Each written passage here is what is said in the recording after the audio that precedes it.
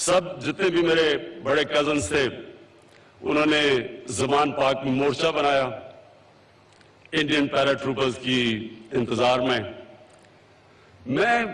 12 سال کا تھا. میں اپنے والد کی بندوق پکڑی اور میں بھی پہنچ گیا ان کے ساتھ گارڈ ڈیوٹی دینے کے لیے. جیسے ہی میں وہاں پہنچا میرے کزن نے مجھے واپس بھیج دیا کہ نہیں تم بہت چھوٹے ہو, تم نہیں کر سکتے. یہ بڑی مجھے تکلیف ہوئی کہ یہ کیا کیا. میں کوسا اپنے آپ کو, میں صرف 12 سال کا ہوں. بہرحال میں گھر چلا گیا. اگلے دن پتا چلا کہ انڈین پیرا ٹروپرز تو نہیں آئے, لیکن میرے کزنز نے رات کو ایک ہمارے رشتہ دار کے اوپر گولیاں چلا دی. خوش قسمتی سے ان کے نشانے برے تھے اس لیے وہ بچ گئے.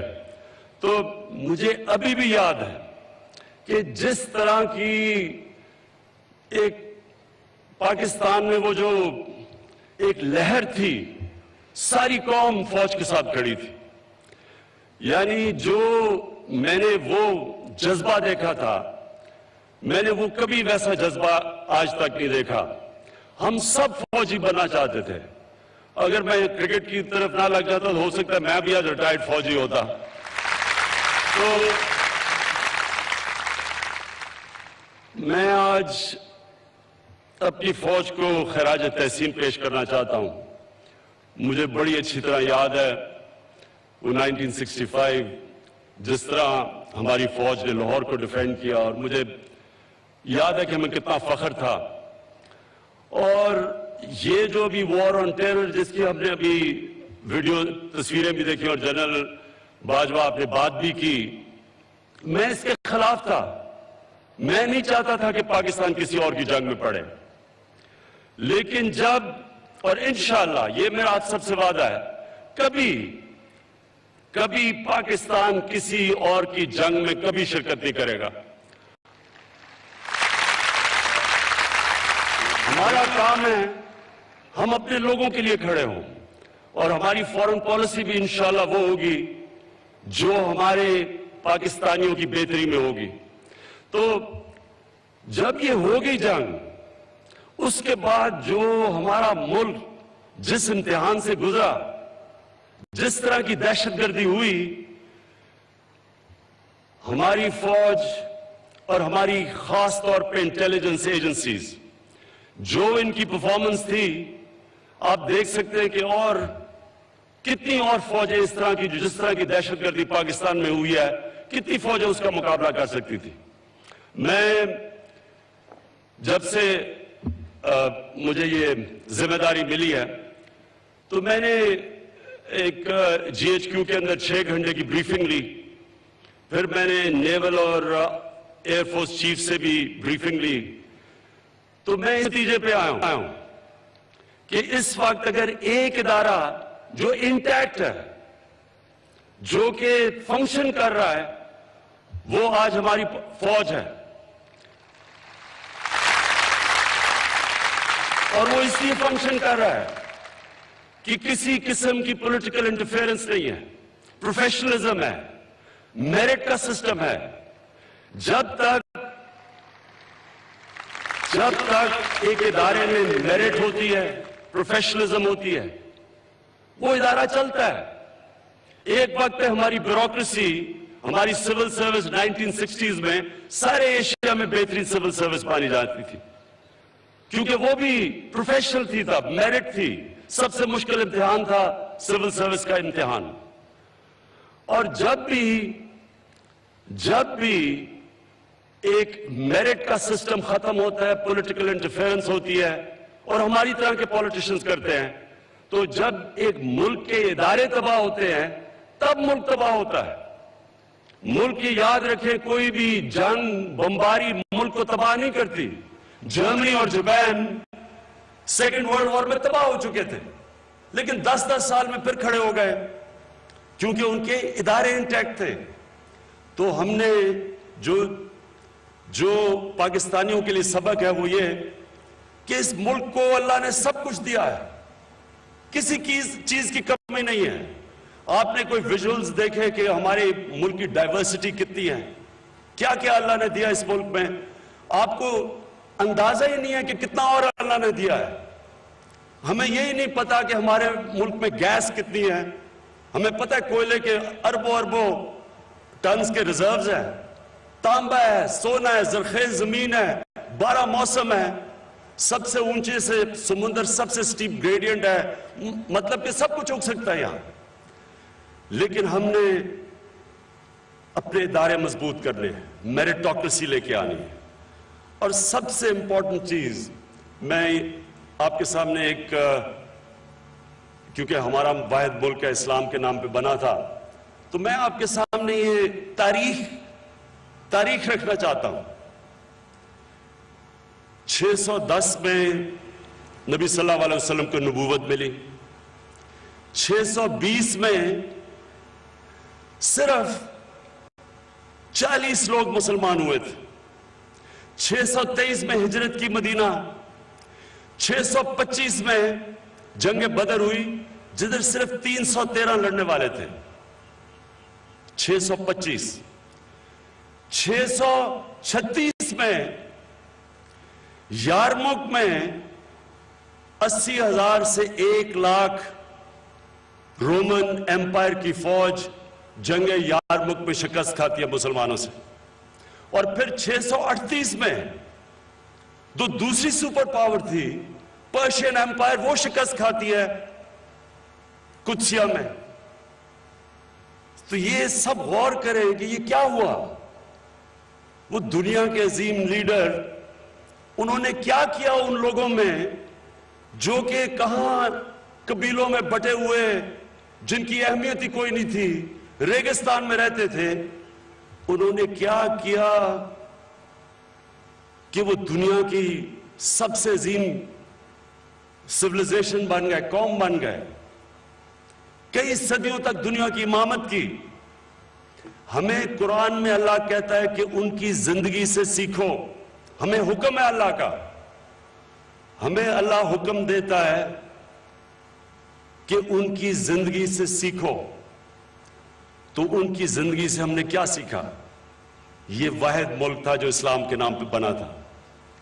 ان کی زندگی سے ہم نے یہ سیکھا کہ ایک لوگ ایسے اٹھتے ہیں جب وہ قوم بن جاتے ہیں، بٹے ہوئے قبیلوں کو انہوں نے اکٹھا کر کے قوم بنا دیا، اور انہوں نے کیسے قوم بنایا؟ ہر انسان کا سٹیک ہو گیا اس قوم کا حصہ بننے میں۔ جب ایک انسان کو انصاف ملتا ہے، مطلب یہ کہ طاقتور کمزور پہ ظلم نہیں کر سکتا، جب ایک کمزور یہ سمجھتا ہے کہ ریاست میری حفاظت کرے گی اگر میرا طاقتور سے مقابلہ ہو گیا، تو وہ پھر اس ریاست سے جڑ جاتا ہے، وہ قوم کا حصہ بن جاتا ہے۔ جب وہ یہ سمجھتا ہے کہ ریاست میں اگر کمزور ہوں میری مدد کرے گی، جو پہلی دنیا کی تاریخ کی فلاحی ریاست بنائی تھی نبی صلی اللہ علیہ وسلم نے، میرٹ کا نظام لیا ہے، جو اچھا کرتا تھا اوپر آ سکتا تھا، یہ نہیں کہ صرف ایک ایلیٹ کے لیے ایک ملک بنا ہوا تھا۔ اور انہوں نے تعلیم کے اوپر زور دیا، کوئی قوم تعلیم کے بغیر نہیں اٹھتی۔ وہ پرنسپلز انہوں نے سیٹ کیے تھے، وہی پرنسپلز آج جو ہمارے مسئلے ہیں پاکستان کے، انہی پرنسپلز پہ یہ ملک اٹھے گا۔ ہمارے بڑے مسئلے ہیں آج، قرضوں میں ملک ڈوبا ہوا ہے، پانی کا مسئلہ ہے، بجلی کا مسئلہ ہے۔ یہ میں 2-3 ہفتے صرف پریزنٹیشنز لیتا رہا ہوں ڈیفرنٹ ڈپارٹمنٹ سے کہ کتنے مسئلے ہیں پاکستان کے، لیکن میں آج آپ کو کہہ رہا ہوں یہ ملک اٹھے گا، ایک عظیم قوم بنے گی۔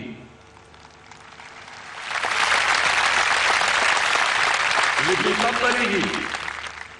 جب ایک چھاپڑی والا، ایک مزدور سڑکوں پہ کام کرنے والا، پولیس والے، ہمارے فوجی، جو سپاہی جو محنت کرتے ہیں، جو لڑتے ہیں ہمارے لیے، جو ایک کسان سارا دن کام کرتا ہے، جب یہ سب یہ سمجھیں گے کہ چلے میں تو محنت کر رہا ہوں لیکن میرا بچہ سرکاری اسکول میں جائے گا اور اس سرکاری اسکول میں سے جب وہ نکلے گا تو وہ انجینئر بھی بن سکتا ہے، ڈاکٹر بھی بن سکتا ہے، جنرل بھی بن سکتا ہے۔ جب وہ مزدور یہ سمجھے گا کہ اگر میرے سے کوئی ظلم کرتا ہے، میرے حقوق نہیں ملتے، تو میں اگر عدالت پہ جاؤں گا مجھے انصاف ملے گا۔ جب یہ کمزور طبقہ یہ سمجھے گا چھابڑی والا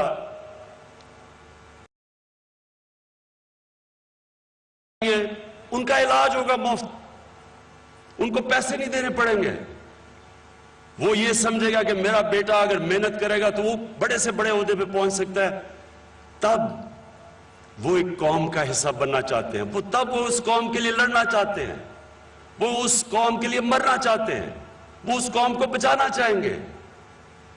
ہماری انشاءاللہ یہ قوم تب بنے گی جب ہم سب میں یہ احساس ہو جائے گا کہ ہماری ذمہ داری ہے یہ جو 43% بچے جن کی سٹنٹڈ گروتھ ہے کیونکہ ہم ان کو خوراک پوری نہیں ملتی، جب ہم ان کو اپنے بچے سمجھیں گے، جب ہم یہ سمجھیں گے کہ جو مدرسوں میں 24 لاکھ بچے پڑھ رہے ہیں ان کا بھی حق ہے اس ملک میں اوپر آنے کا، جج بننے کا، جنرل بننے کا، یہ بھی اوپر آ سکتے ہیں۔ یہ قوم تب بنے گی، قوم ایسے نہیں بنتی کہ تھوڑے سے لوگ امیر ہو جائیں، پریولیجز ان کی، انگلش میڈیم سکول ان کا، باہر علاج ان کا، اچھی اچھی نوکریاں ان کی، اور نیچے لوگ بچارے محنت کر رہے ہیں، روزگار کے لیے باہر جانا پڑتا ہے۔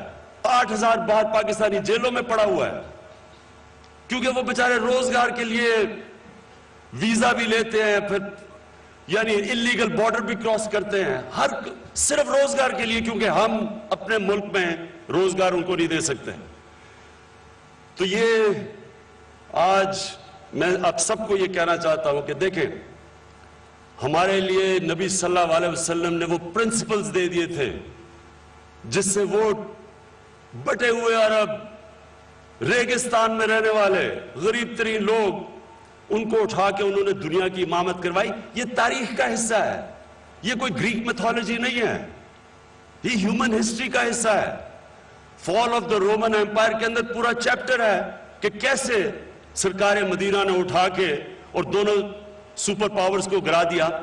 یہ تاریخ کا حصہ ہے اور ہمیں اللہ نے کہا ہے کہ ان کی زندگی سے سیکھو، اور ہم نے ان سے سیکھنا ہے۔ یہ قوم نے اگر اوپر جانا ہے تو ہم نے سیکھنا ان سے۔ میں جنرل باجوہ آپ کا آج شکر گزار ہوں، پہلی دفعہ میں ایسی فنکشن پہ آیا ہوں۔ میں یہ آپ کو کہنا چاہتا ہوں کہ یہ جو ایک متھ بنائی ہوئی ہے سول ملٹری ریلیشن، یہ کوئی جی آپس میں کوئی بڑی کشمکش چل رہی ہے، کوئی ایسا ایشو نہیں ہے۔ ہم سب کا ایک ہی کامن گول ہے، ہم نے اس ملک کو اٹھانا ہے۔ ہمارا جینا مرنا پاکستان ہے، میرا یہ رہنا مرنا جینا، باہر میں نے کمائی کی لیکن سارا کچھ آج میرا پاکستان میں ہے۔ میں اس ملک کے ساتھ ہی اوپر جاؤں گا، اسی کے ساتھ نیچے جاؤں گا، اور مجھے پتا ہے آپ بھی اسی طرح سوچتے ہیں۔ اور پاکستان فوج ایک ادارہ ہے، اور انشاءاللہ باقی سارے ملک کے اندر اداروں کو بھی، جو ادارے کمزور ہوئے ہیں ان کو بھی ہم اٹھائیں گے۔ یہ مثال ہے ہمارے سامنے کہ ایک ادارہ اگر انٹیکٹ ہوتا ہے تو یہ جنگ لڑے ہیں پچھلے 15 سال، جس میں سارے ہمارے دشمن کود پڑے تھے، پوری انہوں نے کوشش کی پاکستان میں تقسیم کرنے کی، لڑائی کرنے کی، دہشت گردی کرنے کی، پورا فائدہ اٹھایا جب ہم کسی اور کی جنگ میں گئے۔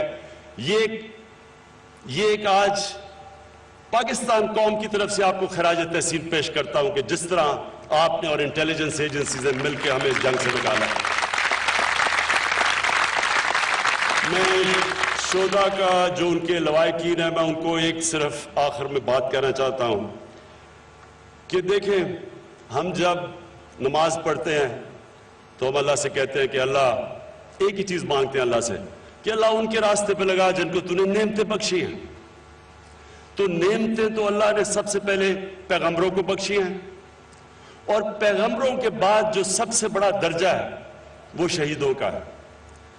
تو آپ سب کو جنہوں نے اس دور پہ اپنے قریبیوں کو شہید ہوتے دیکھا ہے، تو آپ کو یہ اس چیز کی پورا مطمئن ہونا چاہیے کہ ہم تو آخرت میں ماننے والے ہیں، مسلمان تو ہے ہی وہ جو آخرت میں مانتا ہے.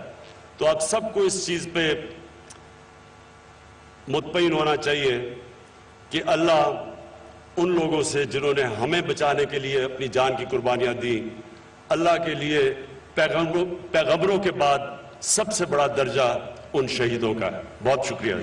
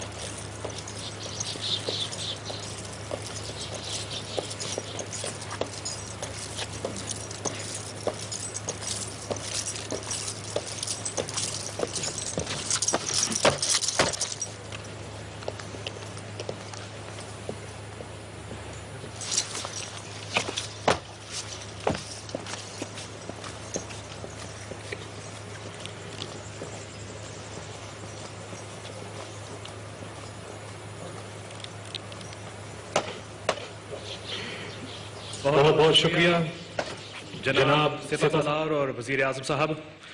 آپ کے خیالات اور پرعزم ارادوں کو سن کر یقیناً قوم کو ایک نیا جذبہ، نیا حوصلہ ملا ہے.